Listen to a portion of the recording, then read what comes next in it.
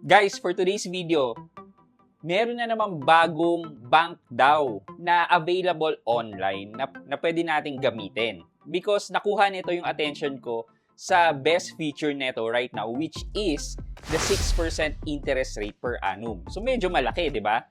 Ano tong bank na to? Bagong digital bank ba to? Wala naman nilalabas si BSP about bagong bank, bagong digital bank. Pero ano to? Bakit merong panibagong bank available online? So yan ang pag-usapan natin ngayon. So samahan niyo ako. Sit back and let's discuss coming right up.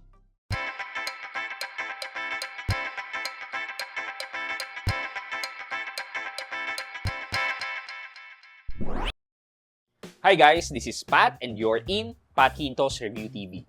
So if you're new here in my channel, I do reviews about entrepreneurship, small business, and other good financial practice na meron na akong experience. Ginawa ko na yan ng videos and playlists na makikita nyo dito sa taas. At kung bago ka dito sa channel ko, you may want to consider subscribing to my channel. Okay guys, so good day sa inyong lahat. And ang sabi ko nga pag-usapan natin is about itong bagong bank na available online. Actually, hindi na siya bago eh. Tinetest ko muna yung water kung maganda talaga to or may impact talaga. So, ano ba tong bankong pinag-uusapan natin? Well, ito yung tinatawag nilang own bank. Para lang din tong si C-Bank. Si C-Bank ay rural bank from Laguna, while si own bank naman ay also a rural bank from Cavite, formerly known as Rural Bank of Cavite City. So, ang headquarters nila ay makikita sa, yan, 505 P. Burgos Avenue, Caridad, Cavite City, Cavite, 4100, Philippines. So, basically, ito yung headquarters nila or main branch nila. Sabi nila na this rural bank has been established since 1956. Ito yung website nila. Kung mapapansin nyo, medyo color green. Medyo may pagkakahawig kay Maya. Sabi niya dyan, make your money grow up to 8%. Wow, ang laki, diba? 8%. So, makikita nyo na you can download it via Google Play Store, sa iOS App Store, and also sa Huawei App Gallery. So, tingnan natin yung mga features. Sabi dito, instant account opening. Open your account online in just 30 seconds and complete your KYC in just 1 second. Pag-usapan natin to mamaya, may gusto kong i-highlight about this ka-instant account opening na to. Sobrang instant. Number 2 is fee-free account daw. So, meaning,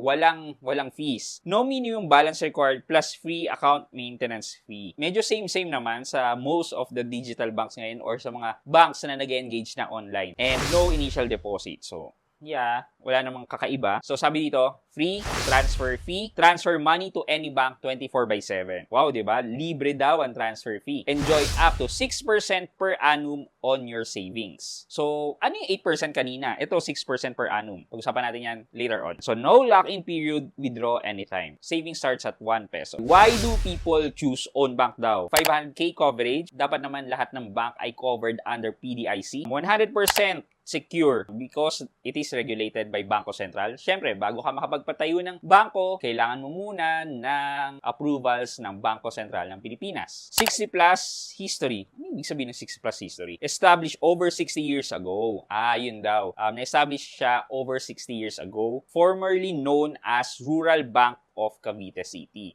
So basically, yun pala yung dati niyang pangalan, Rural Bank of Cavite City. Ayan. And then, ito yung mga partners niya, Union Bank, Mastercard, yan, DragonPay, etc., etc., etc. So basically, yan yung website nila. Then, pag-usapan natin yung instant registration daw nila. Yung sinabi nila kanina. Well, to tell you the truth, medyo nagtaka nga ako dito, super instant.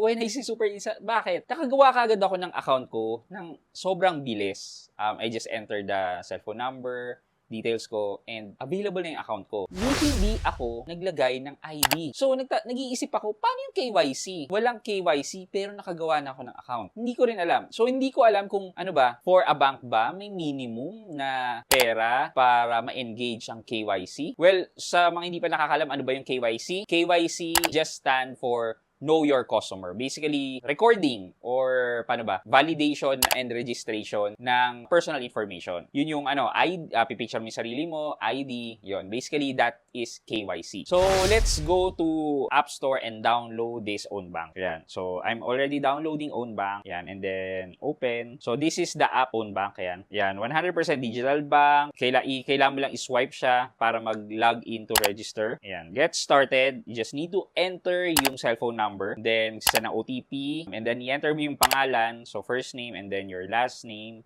Enter birth information. So, basically, date of birth and place of birth. Medyo tong app hindi ganun ka user-friendly. So, kailangan mo munang hanapin yung province bago siya mag-filter out sa city. And then, yung current residence mo, this time, kailangan mo mag-selfie. So, kailangan mo daw mag-blink. Identifying, please wait. So, sabi niya, identity success. Set up a PIN and then you confirm your PIN. Basically, yan. Congratulations. Successfully joined OwnBank. With just simple registration step and just the camera for verification. Hindi ko alam ano yung basis ng comparison ng mukha para malaman na ikaw yung pangalan na ni-register mo. Wala naman ako nilagay na ID. Nakagawa na ako kagad ng account with OwnBank. And during my use of OwnBank, wala talaga akong ni-scan na ID. Ano ibig sabihin? Paano nangyari yun? So, ito yung one thing na gusto kong i-point out sa inyo. Paano makakagawa ng verified na account with a bank na hindi mo kailangan ng ID? Paano nila na-confirm na ako yun? Or tama yung details na in-input ko? So, yan yung isa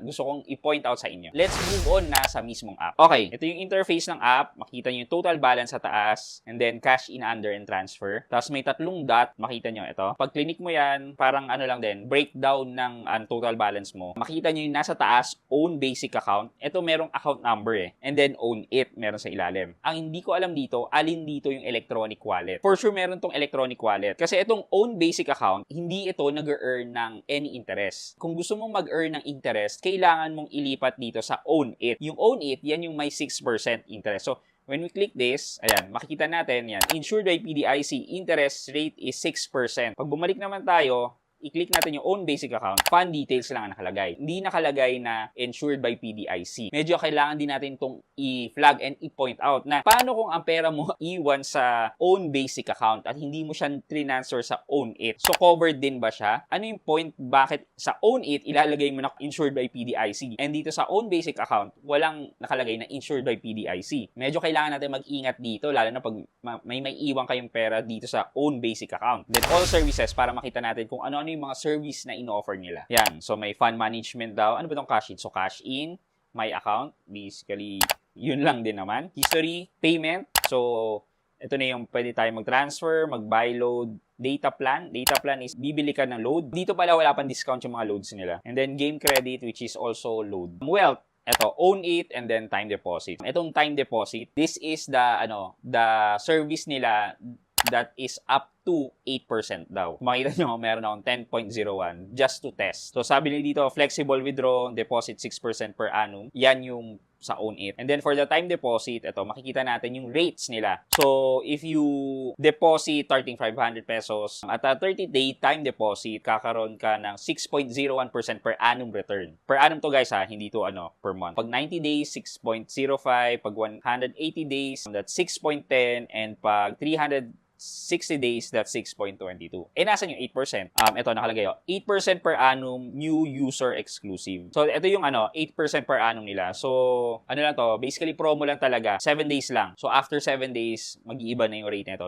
Hindi na siya 8%. Okay, so basically, yan yung time deposit ni OwnBank. Gifts and campaign, so basically vouchers, which is wala pa naman. And then help and settings, so help center, security, feedback, and settings. So, click natin yung settings, ano yung makikita? Wala namang kakaiba. Yeah, basically, yan lahat yung makikita natin sa app ng OwnBank. So, one thing that I would want to highlight sa inyo guys, free talaga ang InstaPay transfer, wala kayong babayaran. Yan lang naman yung information or review natin about OwnBank. So, what are my thoughts and opinion or conclusion about OwnBank? Well, siguro sa mga kababayan natin dyan sa Cavite na nagbabangko sa Rural Bank of Cavite, subok na nila itong Rural Bank of Cavite or OwnBank. Pero for us na ngayon lang natin nalaman tong OwnBank, medyo skeptical pa ako. You're asking me if I'm going to recommend it. Not at this time, but yes, you can try. use at your own risk, lalo na yung walang ID kailangan to create a bank account and only yung face verification lang. Pangalawa, yung sa app, yung coverage ng insurance, yung PDIC insurance. Bakit may own it and then may basic? Yung basic may account number pero yung own it wala. And yung own it merong insurance na nakalagay and yung basic wala nakalaga. So ano ba? Naka-insure lang ba yung own it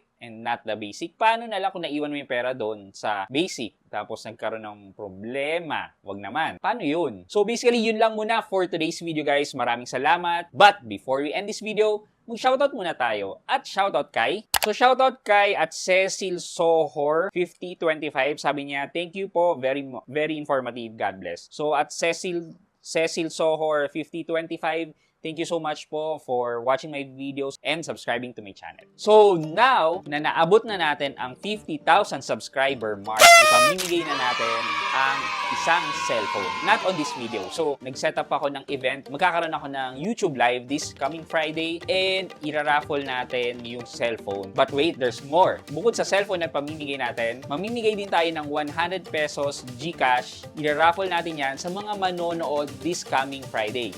So, bukod pa yan sa every video na nilalabas ko na mananalo ng 50 pesos GCash giveaway. So guys, samahan nyo ako this coming Friday for the live streaming sa pag-raffle natin ng Redmi Note 12. Excited na akong malaman kung sino ang makakatanggap nitong bagong cellphone na to. Yun lang muna guys for today's video. Thank you so much for watching and supporting my channel. I hope you can like this video, leave a thumbs up, and if not, wala nang problema dyan, but continue to support me. Be subscribing to my channel by clicking the subscribe button and also the bell button sa tabing subscribe para makareceive kayo ng latest notification sa lahat ng upload ko. Again guys, this is Pat Quinto and you're in Pat Quinto's Review TV. Bye-bye!